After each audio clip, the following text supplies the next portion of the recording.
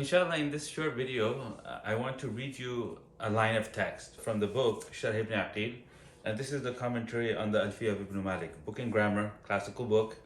And one particular statement, which is my favorite quote in this entire book, he talks about the parts of speech, the ism, the fi'l, and the harf.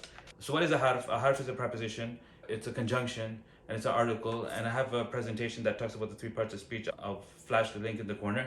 You can watch that. In English, we call it a particle. So what's common between all of them is they all indicate meanings in something else. So the difference between the harf and the other two parts of speech, some people, they say that a harf is something that doesn't make sense unless it's combined with something else, and then it makes sense. So I think a more superior definition would be a harf is the part of speech in Arabic that indicates a meaning in something else. So when I say from, I add it to a noun and I say I traveled from Basra. So from told us something about Basra that we would otherwise have not understood, and that's the fact that it's an origin. So being an origin is an attribute, but not of the from. Being an origin is an attribute of the upcoming noun, and the word from tells us that. So what is a harf? A harf is the part of speech in Arabic that indicates a meaning in something else. Okay, now ism, on the other hand, is nouns, adjectives, adverbs, and pronouns, and it's very broad, and isms could be used in many different ways. So we need some mechanism. We have to be able to tell which of the nouns is the one doing the verb and which of the nouns is the one upon whom the verb is being done. So if you watch any of my videos, then this is where I come from. I say that, look, the vast majority of meanings in Arabic, they don't come from words. They come from vowels and patterns and grammatical structures. So there's a mechanism that governs the conveyance of non-word meanings. So my whole shtick is to teach that first. This is what I'm all about. This is what I've been doing for like 20 years. That we take people cold off the street, and within 3 hours of training, okay, which is spread over 2.5 weeks, we're able to give them a bird's eye view, and we're able to teach them enough of this mechanism that governs the conveyance of non-word meanings that would then allow us to begin a reading book. So this book I have in front of me right now is not the book that we would start in the third week of class. This is the book that we teach in the second year of the program. And incidentally, this is the exact same book that I studied from when I was a student more than 25 years ago. Okay, and I pray for my teacher, mashallah, his name is Maulana Kamal Sahab, and he taught me this book, and a lot of what I teach is really coming from him. So he had a particular style, and he developed in us some aptitude and some ability. So I thank Allah subhanahu wa ta'ala, and I also thank him. May Allah subhanahu wa ta'ala have mercy on him. He's passed away. Okay, so everybody make dua for him. His name is Maulana Kamal. And basically, here's the sentence. This is my favorite quote in a book of grammar. Here's what he says. He says, Al-hurufu kulluha mabniyatun. All particles are mabni. In other words, they have meanings. Like particles have meanings. And it's also possible for a particular harf to have more than one meaning. Like for example, min, it can indicate origin. Like the more common meaning of min is to indicate origin. I travel from Basra. Min can also mean some. So it indicates a portion of the thing, of the noun that it's attached to. So I say, أخذت من الدراهم. I took some dirhams. I didn't take them all, I took some dirhams. So the tab'id, or the someness, is coming from the min there. And min can also be used to clarify vagueness when it comes in a particular context. So right now we don't want to exhaust all the meanings of min. Bottom line is that the ba preposition in Arabic has 10 plus meanings that are discussed in the books of grammar. Min has these three very common meanings: bayaniya, tabiyin, origin, and tab'id. And min can also be extraneous, like it's not contributing any new meaning, but instead it's reinforcing a meaning that's already there.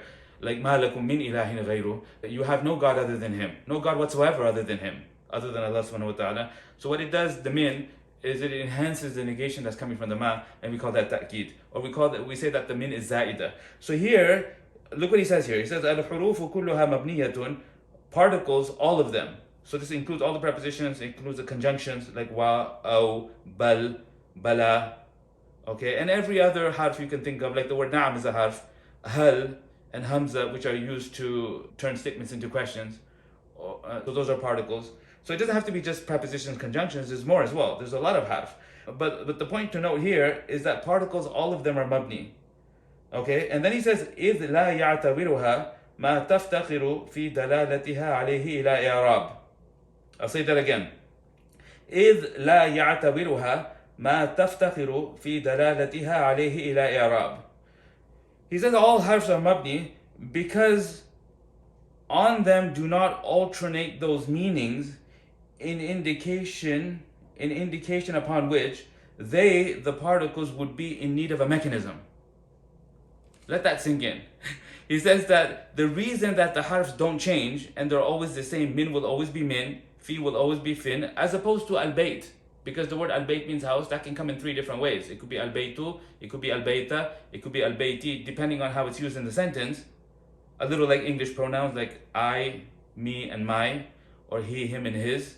So when the pronoun is intended to be subject of a verb, they say he came. When the pronoun is intended to be object of the verb, they say I saw him. And when the pronoun is intended to be part of a possessive structure, they say his pen. So that only happens in English in pronouns. In Arabic, it happens in the vast majority of isms. And it happens in some verbs. But it doesn't happen in particles, in harfs. Okay, so he's saying that all particles are mabni because upon them do not alternate those meanings in indication upon which they, the particles, would be in need of a mechanism. Okay, and then he gives an example. He says, نحو أخذت من الدراهم, such as, I took some dirhams, فالتبعيض مستفاد من لفظ من بدون الإعراب.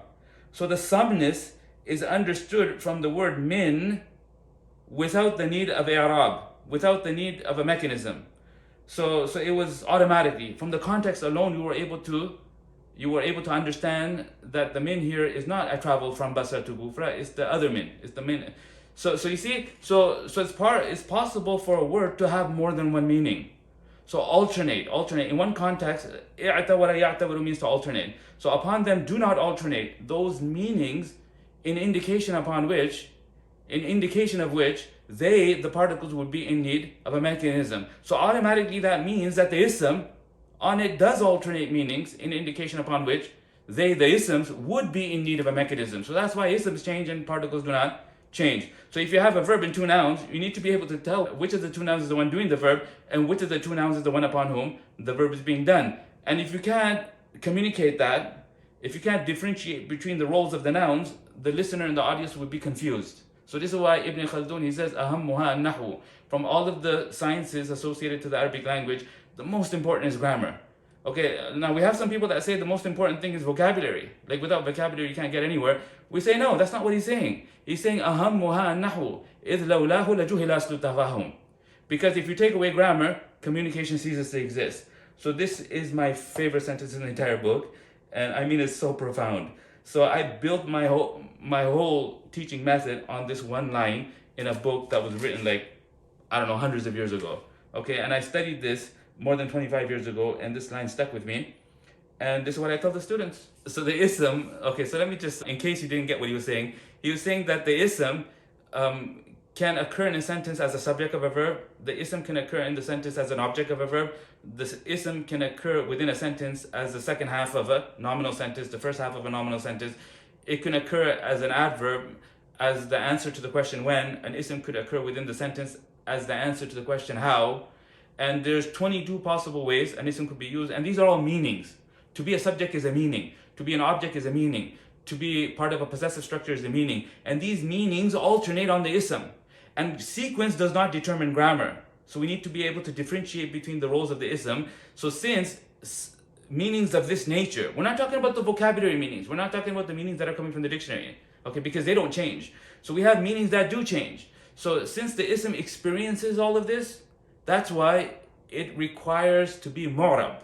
So mu'rab means a word that experiences grammatical states and shows it. Now particles, they have multiple meanings as well, like the min, except to be able to differentiate between those meanings is relatively easy, and it does not require a mechanism. And that's the word I invented. Okay, the word mechanism. And he says i'rab. They don't require i'rab. They don't require inflection. You don't have to have three versions of min in order to tell which min is for origin and which min is for clarifying vagueness, and which min is the extraneous one, and which min is the one that's in the meaning of some. So this is a topic that we would teach in week 7 of the premium program. Okay, remember, in the 3rd week of class, we start the book. Okay, we give the big picture understanding of how the language works, and I've put together the big picture understanding of how the language works for free And all you have to do is look in the description, follow the link, and opt in. It's about 3 hours of instruction. You go through it, and you will know a lot. And even this video today would make sense. Although we're not in week 7. Like, I would not teach this topic to people that are cold off the street. Okay? Yeah, but the point here is that classical scholars, classical ulama, grammarians, like this commentator here in the Sharḥ of Ibn Aqīl, endorse this method. Okay, so there's no scholar alive on planet Earth that could give a bigger endorsement for the way we teach than that line that I just read for you. And hopefully you can appreciate that. With that said, I look forward to speaking with you soon. Assalamu alaikum wa rahmatullahi wa barakatuh.